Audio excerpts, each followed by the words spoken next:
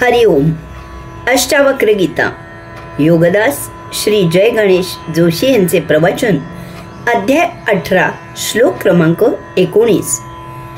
भावाभावविहीनो yes तृप्तो निर्वासनो बुधा नैव किंचित कृतं तेन लोकदृष्ट्या विकुर्वता. भावार्थ, जो ज्ञानी तृप्त आहे, भाव अभाव रहित आहे, वासना रहित आहे, तो यत्किंचितही कर्म करत नसूनही लोकांच्या दृष्टीने तो सर्व काही करत असतो. जो ज्ञानी तृप्त आहे त्याची लक्षणे येथे अष्टावक्र सांगत आहेत. ही परमज्ञानीयाची, साक्षात्कारीची, मुक्त झालेल्याची लक्षणे आहेत. अशी लक्षणे ज्याच्यात आढळतात त्याला साक्षात्कारी, मुक्त जाणावे. परंतु सुरुवातीलाच गैरसमज निर्माण होऊ शकतो. जो ज्ञानी तृप्त आहे याचा अर्थ असा नव्हे की ज्ञानी अगोदर अतृप्त होता आणि आता तो तृप्त झाला आहे. अतृप्त असलेला ज्ञानी असूच शकत नाही. तसेच ज्ञानी तृप्त आहे याचा एक अर्थ असा होतो की तो सर्व काही करून सवरून आता देवपूजेला लागला आहे. वकवकलेले मांजर 100 उंदीर खाऊन आता यात्रेला निघाले आहे. जणू काही पापक्षालन करायचे आहे, म्हणजे कोऱ्या पाटीने पुन्हा उपभोग घ्यायला तयार. याचा दुसरा अर्थ असा होतो की उपभोग घेऊन घेऊन आता पूर्ण तृप्ती झाली आहे, अजीर्ण झाले आहे. आता आणखी दिले तरी ते ठेवायला जागा नाही, म्हणून काही दिले तरी आता ते नको. जो ज्ञानी तृप्त आहे याचा हा असा अर्थ अपेक्षित नाही, कारण असा ज्ञानी झाला असला तरी तो परमज्ञानी नाही.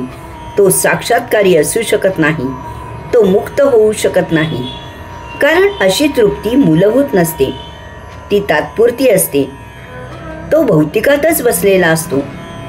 त्याला पुन्हा उपभोगांची उर्मी येते आणि तो भौतिकातच रुतून बसतो.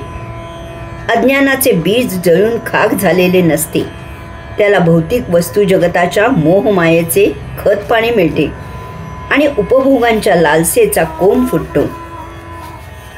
ज्ञानी तृप्त झाला याचा अर्थ असा आहे की सर्वसामान्य जनाचा मुमुक्षू, मुमुक्षूचा साधक, साधकाचा संन्यासी, योगी, ज्ञानी झालेल्याला परमज्ञान प्राप्त झाले आहे. त्या परमदिव्य ज्योतीच्या दर्शनाने त्याच्यातील भौतिकाचे बीज जळून नष्ट झाले आहे. येथे तृप्ती किंवा अतृप्तीचा प्रश्न नाही, तर तो या दोहोच्याही पलीकडे पार निघून योगेश्वराच्या चरणी सेवेला लीन झाला आहे. अशाची ही लक्षणे आहेत. भाव अभाव रहित आहे. तृप्त ज्ञानीयाला आता कसलेही भाव किंवा अभाव राहिलेले नाहीत. नाटक पाहिल्यासारखे तो भौतिकाकडे बघतो. त्याला कसल्याही भावना उद्दीपित करू शकत नाहीत. तो सर्वाला साक्षी झाला आहे. जे जे होईल ते ते पाहावे अशी त्याची वृत्ती झाली आहे. त्याच्यात अभावपणाही नाही. तो ठोंब्या नाही. तो नित्य नियमित स्वधर्माने प्राप्त स्वकर्म करतो, परंतु त्यात तो भावनाविवश होत नाही. कोणत्याही प्रसंगाने तो उल्लसित होत नाही किंवा खट्टूही होत नाही. त्याला 12वे किंवा 12से यात काहीही रस नाही. वासना रहित आहे. तृप्त ज्ञानीयाला आता भौतिक वस्तू जगत आकृष्ट करू शकत नाही. त्याला भौतिकातील उपभोगांचे आकर्षण निर्माण होत नाही. त्याला कसलीही मोहमाया नाही. त्याला कसल्याही वासना नाहीत. त्याला सोने आणि माती एकच झाली आहे. त्याला पिठले आणि श्रीखंड एकच झाले आहे. समस्त प्रजा त्याची योगेश्वराच्या यात्रेतील सहयात्रेकरू झाली आहे.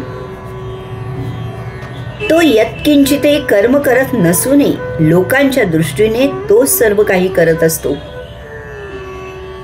तो सर्व काही कर्म करतो, परंतु त्यापासून तो विरक्त असतो.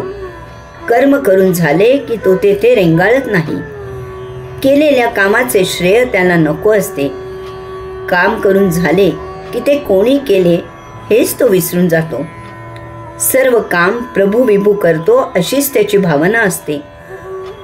लोकांना त्याच्यामुळे प्रेरणा मिळते.